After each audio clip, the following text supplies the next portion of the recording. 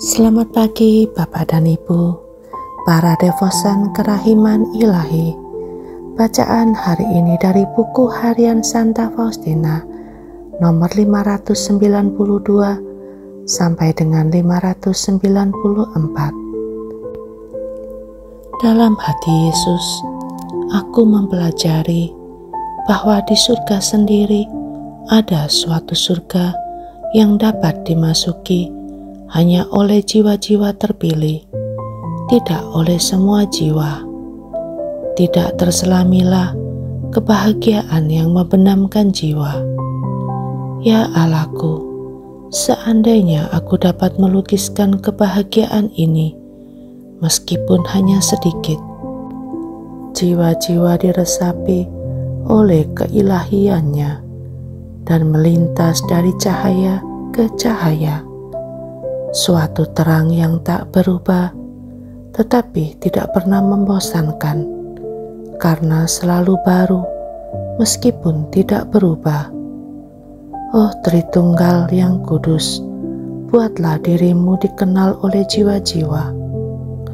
Oh Yesusku, tidak ada suatu pun yang lebih baik bagi jiwa daripada kerendahan hati.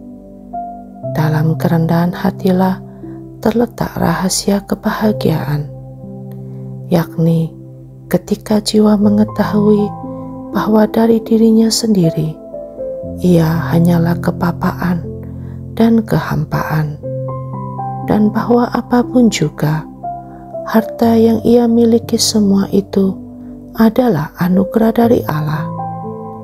Ketika suatu jiwa menyadari bahwa segala sesuatu diberikan kepadanya secara cuma-cuma, dan bahwa satu-satunya hal yang ia miliki adalah kepapaannya sendiri.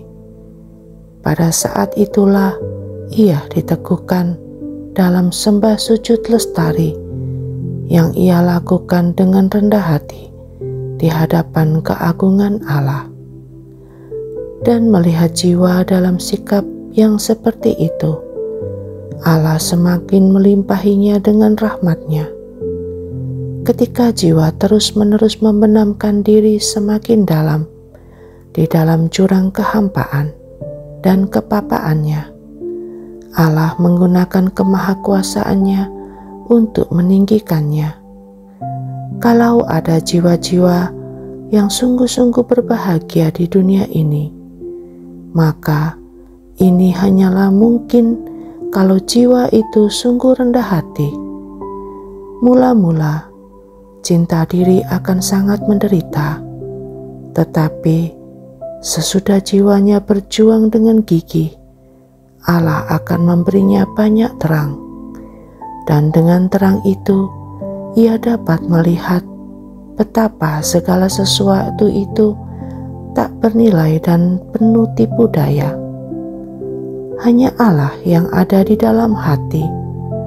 Suatu jiwa yang rendah hati tidak mengandalkan dirinya sendiri, tetapi menaruh seluruh harapannya pada Allah.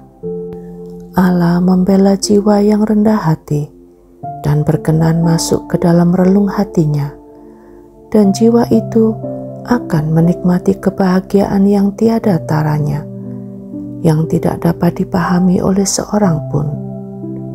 Suatu petang, salah seorang suster yang sudah meninggal, yang sebelumnya sudah mengunjungi aku beberapa kali, menampakkan diri kepadaku. Ketika pertama kali aku melihatnya, ia sedang mengalami penderitaan yang berat. Kemudian secara berangsur-angsur penderitaan itu berkurang. Kali ini ia bercahaya dengan kebahagiaan, dan ia memberitahukan kepadaku bahwa ia sudah berada di surga. Ia mengatakan kepadaku bahwa Allah telah mencobai rumah kami dengan kesusahan, sebab Muder Jenderal tetap ragu-ragu, tidak percaya akan apa yang kukatakan tentang jiwa ini. Dan kemudian, sebagai suatu tanda bahwa baru sekarang ia ada di surga, Allah akan memberkati rumah kami. Kemudian ia datang lebih dekat kepadaku, memelukku dengan mesra dan berkata, "Aku harus pergi sekarang." Aku memahami betapa eratnya ketiga tahap kehidupan jiwa itu saling berkaitan secara erat. Maksudku, kehidupan di bumi, di purgatorium, dan di surga, persekutuan para kudus. Yesus, Engkau andalanku.